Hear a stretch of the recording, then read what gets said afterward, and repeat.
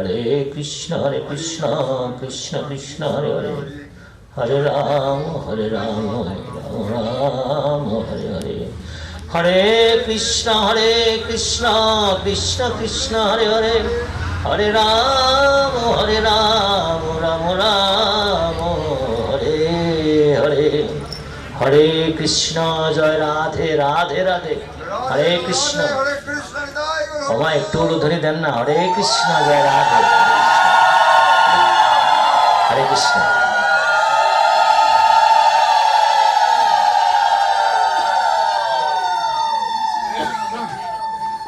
হরে কৃষ্ণ। সবাইকে প্রণাম নিবেদন করছি, প্রণাম গ্রহণ করুন। হরে কৃষ্ণ। একটা জিনিস আপনাদের কাছে আমি ভিক্ষা চেয়ে নেব, সবাই দেবেন তো? ভিক্ষা চেয়ে নেব, ভিক্ষা চাচ্ছি, দয়া করে আমাকে খানিকক্ষণ সময় ভিক্ষা দিন। যতটুকু সময় আমি আপনাদের কর্ণকুহরে ভাগবতী কথা আস্বাদন করাবো, এই সময়টুকু আমাকে একটু ভিক্ষা দেবেন সময়। দয়া করে আন কথা বলবেন না, পার্থিব জগতের কোনো চিন্তা করবেন না, এমনভাবে বসে থাকুন জানি আপনি রাজা পরীক্ষিতের মতো মৃত্যু পথযাত্রী।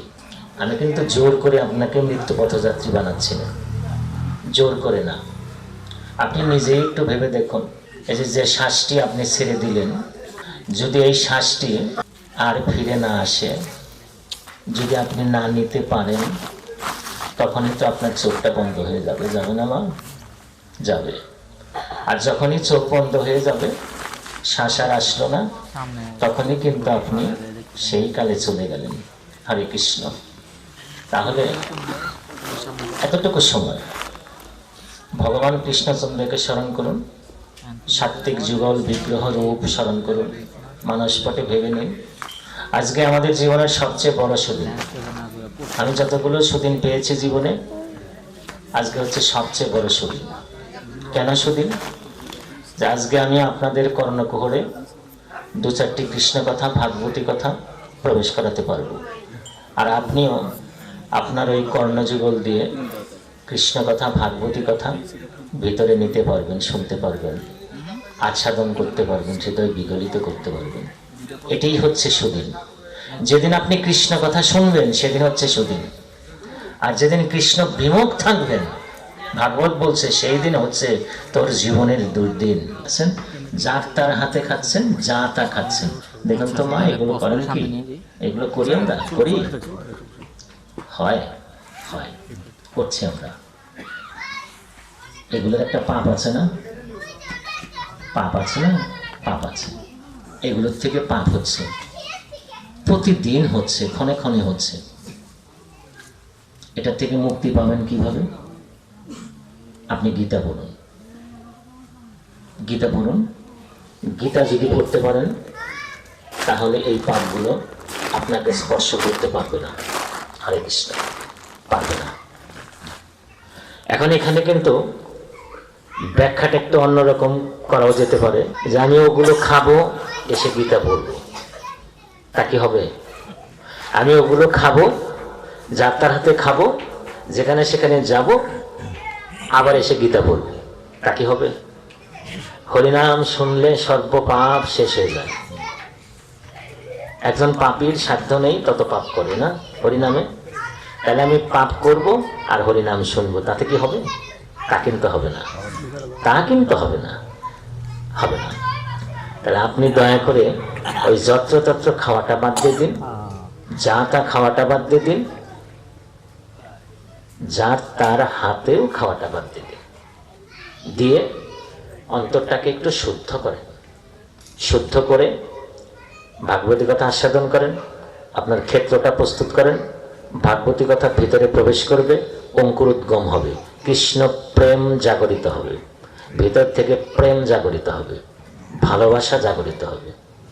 কৃষ্ণ কথা শোনার সঙ্গে সঙ্গে হৃদয় বিগলিত হয়ে পড়বে। এটা তো আমি বললাম যে যাতা খাচ্ছেন, যাতার হাতে খাচ্ছেন, যেখানে সেখানে খাচ্ছেন, সেই পাপের কথা। কিন্তু এছাড়া যদি অন্য কোনো কিছু আমরা চাই, যেমন ধরুন আপনি যদি পুণ্য চান, আপনি যদি আয়ু চান, আপনি যদি আরোগ্য লাভ করতে চান, চান না? আপনি যদি পুষ্টি চান তাহলে আপনি কি করবেন? তখন তখন আপনাকে একটি কাজ করতে হবে, আপনি ভাগবত পাঠ করেন, আপনি ভাগবত আস্বাদন করুন। এই যে আজকে আমরা ভাগবত পাঠ করব, ভাগবত আস্বাদন করব।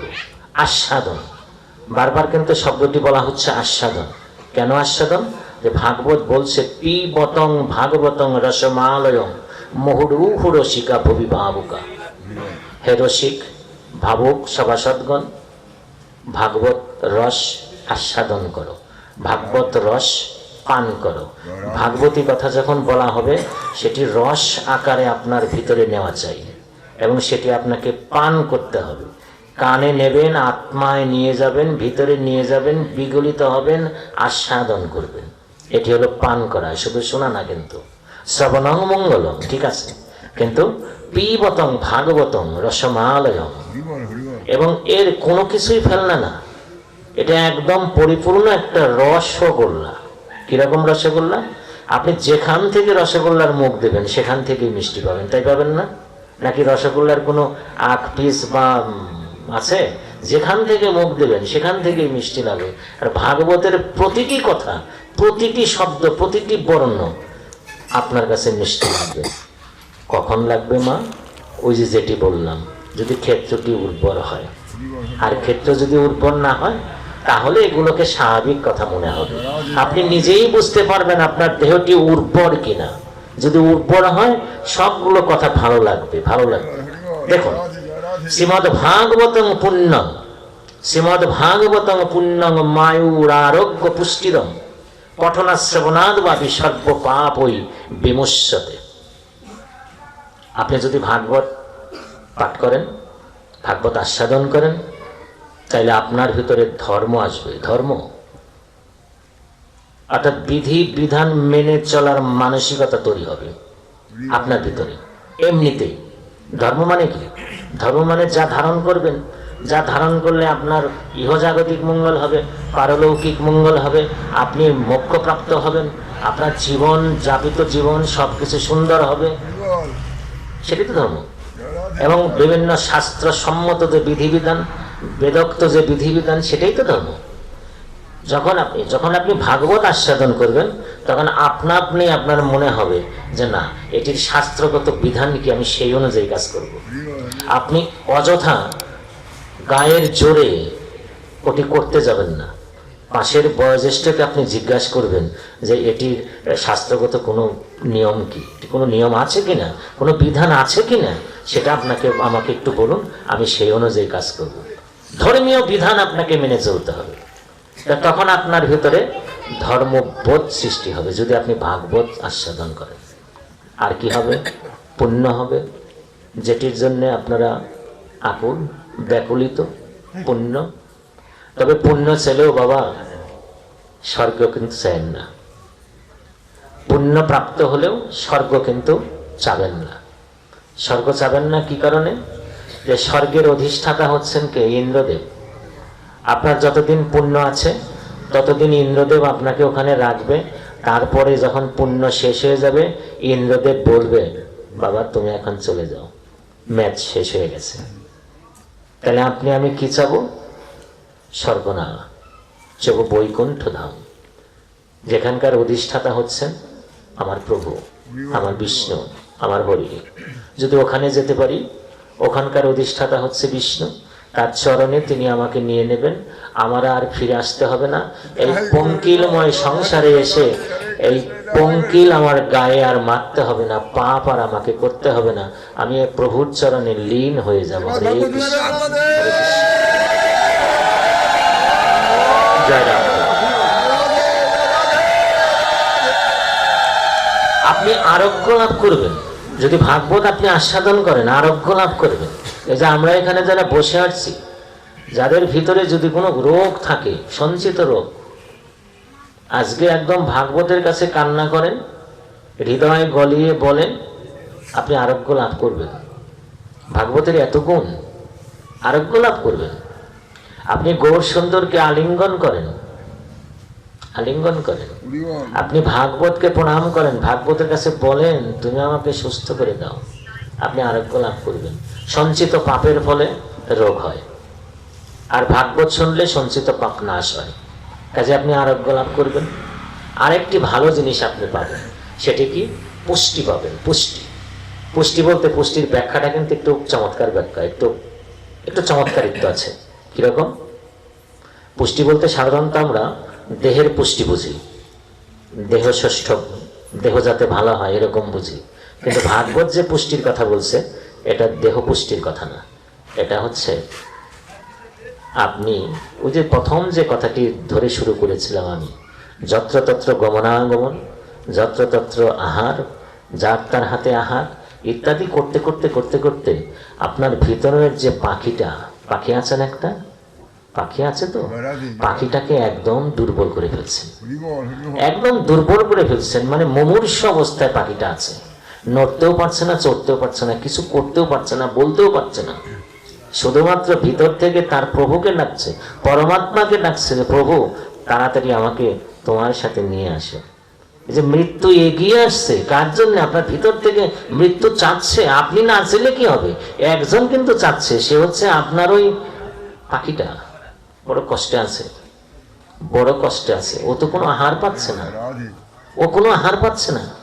আপনি কত কত কিছু আহার করছেন, ও বাবা, বড় বড় কত কিছু, আমি তো ওগুলো নামও বলতে পারবো না। এত কিছু আহার করছেন, কিন্তু সেটা কিসের জন্য? আপনার দেহের জন্য। আরে বাবা, দেহ কি কেন? দেহ কেন? ওটা তো শ্মশানে নিয়ে পুড়িয়ে ফেলবে। যার জন্য যেটি দেওয়ার কথা সেটি তো আপনি আহার করছেন না। আর সেটি আহার না করার কারণে আপনার ওই পাখিটা মুমূর্ষ অবস্থা হয়ে গেছে। আপনি যদি ভাগবত আস্বাদন করেন, আজকে আপনার ওই পাখিটা তাজা হয়ে উঠবে, পুষ্টি লাভ করবে, পুষ্টি লাভ করবে। হরে কৃষ্ণ, হরে কৃষ্ণ। আর যখন আত্মার পুষ্টি আসবে, আত্মার পুষ্টি যখন আসবে, তখন আপনি এমনিতেই মুক্তি লাভ করবেন। আত্মা পরমাত্মার সাথে লীন হয়ে যাবে, লীন হয়ে যাবে। হরে কৃষ্ণ। এখন যে বিষয়টা আমি বললাম, পথটা কিন্তু অত সহজ না, একটু জটিল আছে। তার জন্য আপনাকে কিছু জিনিস থাকতে হবে। প্রথমত কি জিনিসগুলো থাকতে হবে? আপনাকে প্রথমেই নিয়ে আসতে হবে ভক্তি, আপনাকে আনতে হবে জ্ঞান, আপনাকে আনতে হবে বিশ্বাস। ভাগবত কি বলছে? অগ্র ভক্তির জ্ঞান প্রজায়তে, অগ্র ভক্তির জ্ঞান প্রজায়তে। আপনাকে ভক্তি আনতে হবে, আপনার জ্ঞান আসতে হবে। আর বিশ্বাসের কথা তো আমার পণ্ডিতরা বলেই গেছেন, ভাগবত আচার্যরা বলে গেছেন। ধর্ম স্থিরই থাকবে দুটি জিনিসের উপরে, একটি হচ্ছে ভক্তি আর একটি হচ্ছে বিশ্বাস। দুটির উপরে ভক্তি থাকতে হবে, বিশ্বাস থাকতে হবে। আর ভাগবত সরাসরি বলে দিল, অগ্র ভক্তির জ্ঞান প্রজায়তে। প্রথমত তুমি ভক্তি আনো, তারপর জ্ঞানের সঞ্চার করো, জ্ঞানী হও। এখন কথা হলো, ভক্তির উৎসটা, আপনি ভক্তিটা কোত্থেকে আনবেন? কিভাবে ভক্তিটা আসবে? কিভাবে আসবে? এর জন্য দুটি পথ খোলা আছে, দুটি পথ। একটি হচ্ছে আপনার বহু জন্মের সঞ্চিত অবস্থা, বহু জন্মের সঞ্চিত অবস্থা এক। আর দুই হচ্ছে ভক্ত সঙ্গ। যদি এই জীবনে আপনি ভক্ত সঙ্গ করতে পারেন, কোনো ভক্তের স্পর্শে হয়তোবা আপনার হৃদয়টা পরিষ্কার হয়ে যেতে পারে, আপনার ভিতরে ভক্তির সঞ্চার হয়ে যেতে পারে। তাহলে ভাগবত কি বলছে দেখুন, খেয়াল করুন, তত্ত্বগুলো খেয়াল করুন। শুধু কিন্তু শোনা না, বিষয়গুলো বুঝে নিতে হবে। তত্ত্ব কিন্তু আছে এর মধ্যে, কোন জায়গা থেকে কি আসবে বুঝে নিতে হবে। আগে বুঝুন, বুঝুন, তারপরে কি বলছে ভাগবত? নিরাং জন্ম সহস্রেণ ভক্ত প্রীতির হিজায়তে, নিরাং জন্ম সহস্রেণ ভক্ত প্রীতির হিজায়তে। মনুষ্যের সহস্র জন্মের পরে ভক্তির উদয় হয়। সহস্র জন্মের সঞ্চিত যদি থাকে ভক্তি, তাহলে সেটি এই জন্মে এমনিতেই প্রকাশিত হবে।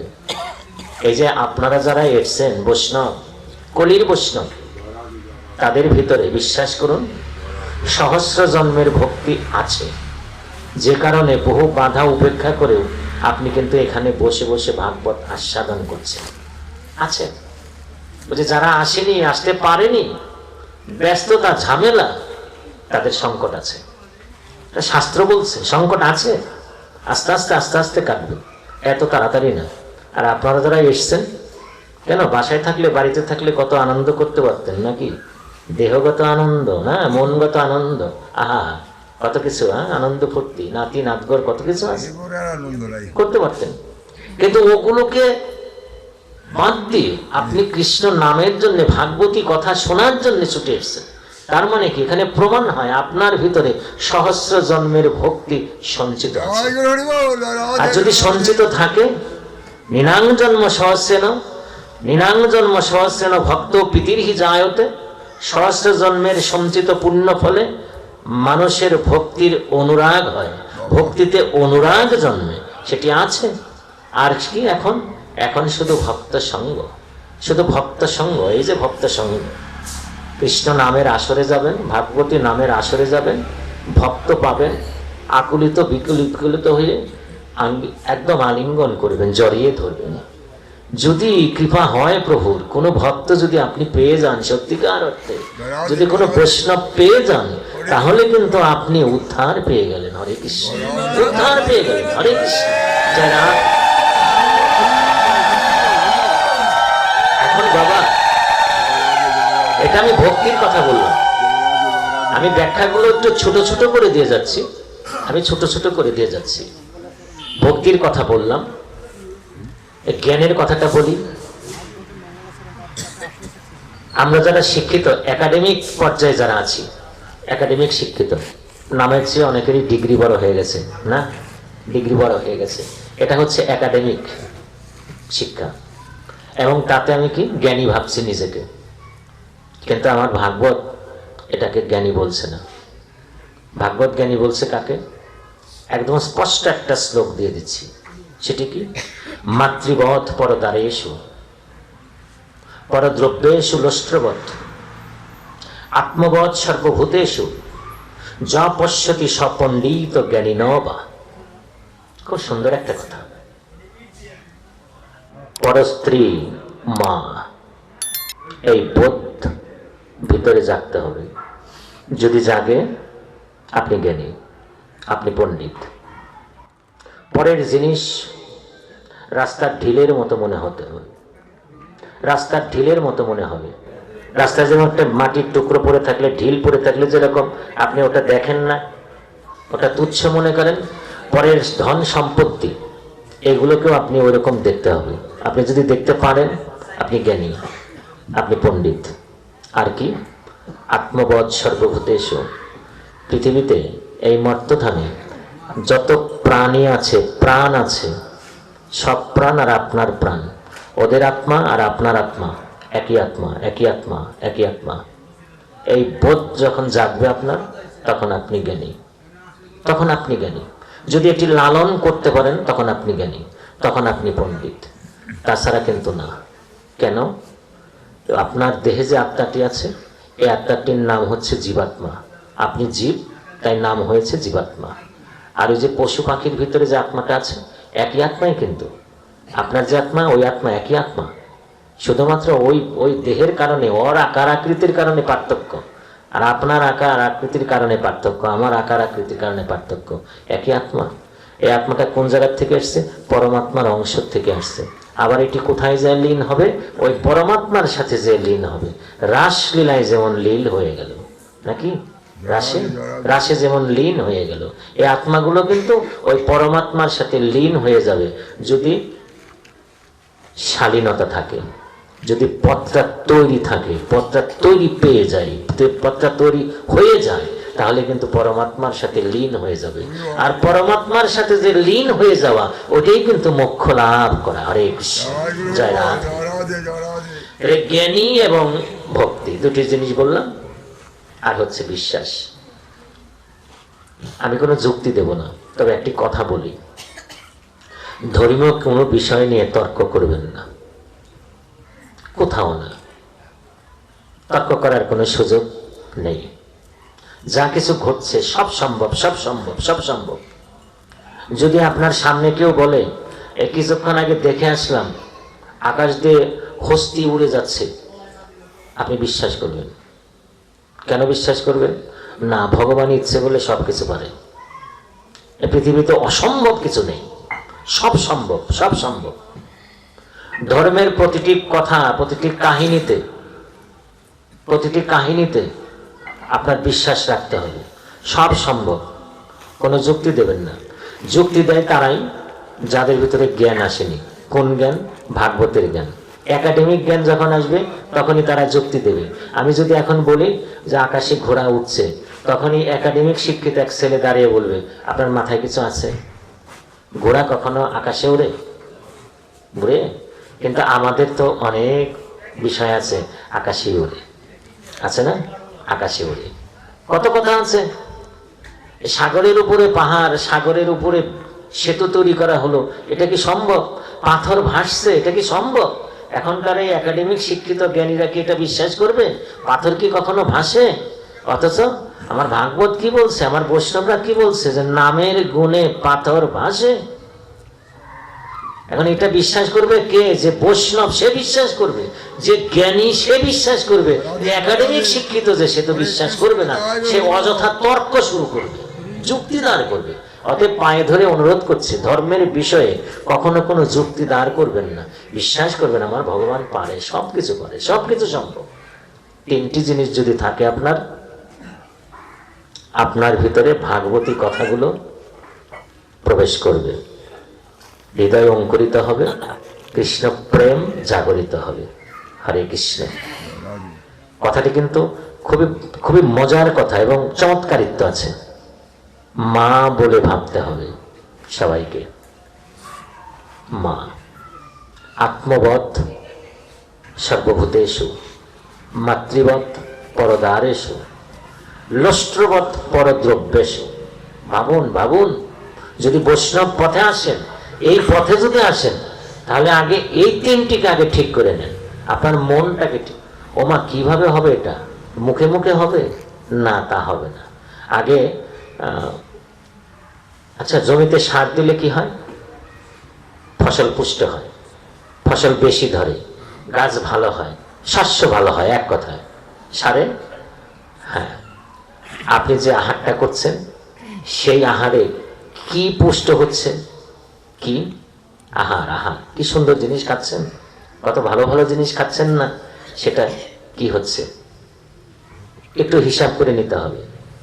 আহারে কিন্তু চিত্ত শুদ্ধি হবে, আহারে মন শুদ্ধি হবে, আর মন যদি শুদ্ধ হয় তাহলে মন্ত্র শুদ্ধ হবে, আপনার কৃষ্ণ কথা, ভাগবতী কথা শুদ্ধ হবে। আপনি যা বলবেন তা ফল দেবে। সব কিছুর গোড়াই কিন্তু আহার। যদি পারেন আহারটাকে ঠিক করেন। আহার ঠিক করলে পরদ্রব্যেষু লষ্ট্রবৎ মনে হবে। আহার ঠিক করলে মাতৃবৎ পরদারেষু মনে হবে।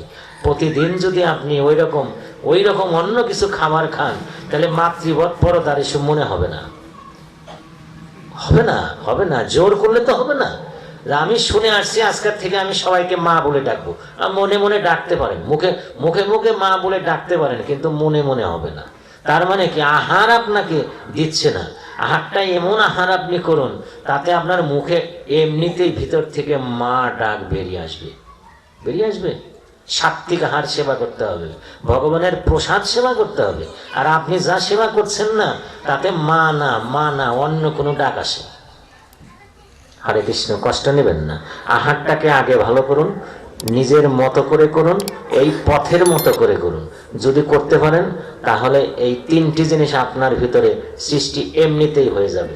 মাতৃবৎ পরদারেষু, লষ্টবৎ সর্বদ্রব্যেষু, আত্মবৎ সর্বভূতেষু। এর গোড়া হচ্ছে আহার। আহার, আহার, খাবার, ভালো খাবার। এই তিনটি জিনিস আগে ঠিক করতে হবে। আচ্ছা,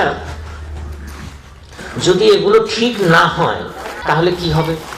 ধরেন কিছু এগুলো ঠিক হলো না, আমার হলো না, আপনার হলো না, কাউরি হলো না। ঠিক না হলে কি হবে? এই প্রশ্নটা আসতে পারে নাকি? ঠিক হলে আমি মোক্ষপ্রাপ্ত হব, আমি কৃষ্ণ চরণ পাবো, আমি বৈকুণ্ঠ পাবো, আমার পুণ্য হবে, আমার আত্মা পুষ্টতা লাভ করবে। ঠিক আছে, কিন্তু যদি না হয়, যদি আমার জ্ঞান না আসে, যদি আমার ভক্তি না আসে, যদি আমার বিশ্বাস না আসে এর উপরে, তাহলে আমার কি হবে? ভাগবত এটাও বলে দিছে, এটাও বলে দিছে, একদম পরিষ্কার করে বলে দিছে। ভগবান কৃষ্ণচন্দ্র নিজ মুখে অর্জুনকে বলে দিছে। কি বলে দিছে জানেন?